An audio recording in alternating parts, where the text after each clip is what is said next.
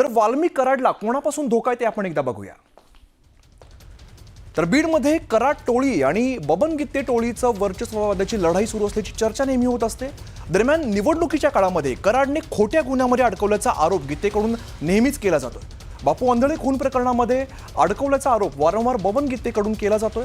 एकीकडे बबन गित्तेला ठार करेपर्यंत चप्पल घालणार नाही अशी शपथ कराडने घेतल्याची चर्चा होती, तर दुसरीकडे कराडचा काटा काढेपर्यंत मिशी दाढी काढणार नाही असा पण बबन गित्तेने केल्याचं बोललं जात आहे।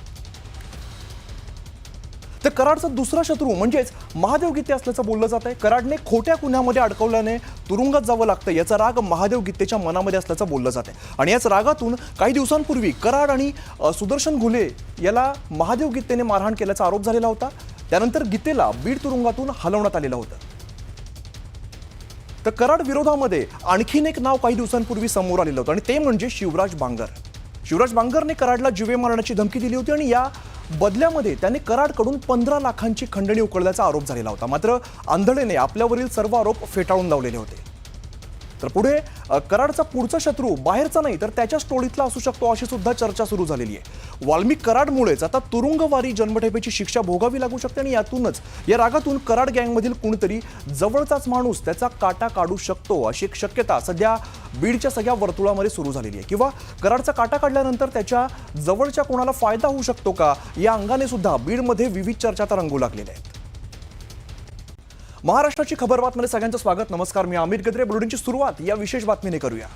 वाल्मिक कराडच्या एन्काउंटरची ऑफर देण्यात आली होती असा दावा निलंबित पोलीस अधिकाऱ्यांनी केलेला आहे। त्यामुळे आकाची सुपारी नेमकी दिली कोणी अशा चर्चा आता सुरू झालेल्या आहेत। बघूया।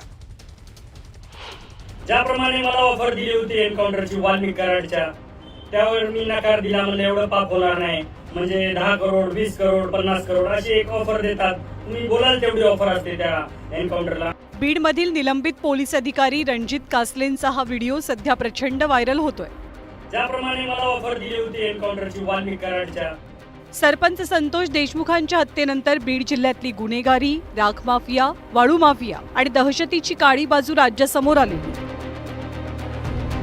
त्यातच बीड जिल्ह्यात आका या नावानं कुप्रसिद्ध असलेल्या वाल्मिक कराडच्या एन्काउंटरसाठी कोट्यवधींची ऑफर दिल्याचा दावा कासलेंनी केलाय। वाल्मिक कराडच्या एन्काउंटरची सुपारी कुणी दिली होती असा प्रश्न यानंतर निर्माण झाला। ज्याप्रमाणे मला ऑफर दिली होती एन्काउंटरची वाल्मिक कराडच्या, त्यावर मी नकार दिला। म्हणजे एवढं पाप होणार नाही आणि ते लाईफ टाइमचं एक लमसम अमाऊंटची ऑफर देतात। म्हणजे 10 करोड 20 करोड 50 करोड अशी एक ऑफर देतात। तुम्ही बोलाल तेवढी ऑफर असते त्या एन्काउंटरला आणि तो माणूस कुठेही असेल तर त्याला त्या ठिकाणी बोलावून घेतात। जसं मी सायबरला होतो, सायबरचा आणि इकडला काही संबंध होता का? नाही, पण त्यांना माहित होता की हा माणूस करू शकतो, याच्यामध्ये दम आहे, गट्स आहेत। रणजित कासले हे बीडच्या सायबर विभागामध्ये पोलीस निरीक्षक होते। एका प्रकरणात त्यांच्यावर नुकतीच निलंबनाची कारवाई केली गेली। निलंबनानंतर त्यांनी सोशल मीडियातनं एका पाठोपाठ एक सनसनाटी आरोपांची मालिका सुरू केली आहे।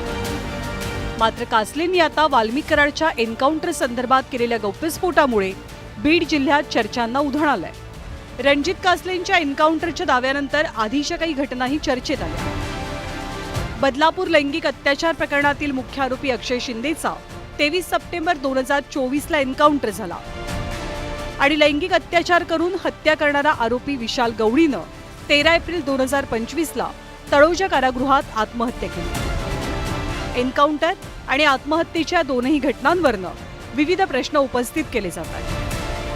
त्यातच रणजित कासलेनं वाल्मिक कराडच्या एन्काउंटर संदर्भात दावा केल्यामुळे जोरदार राजकारण सुरू झालं। Bureau report, news 18 Lokmat.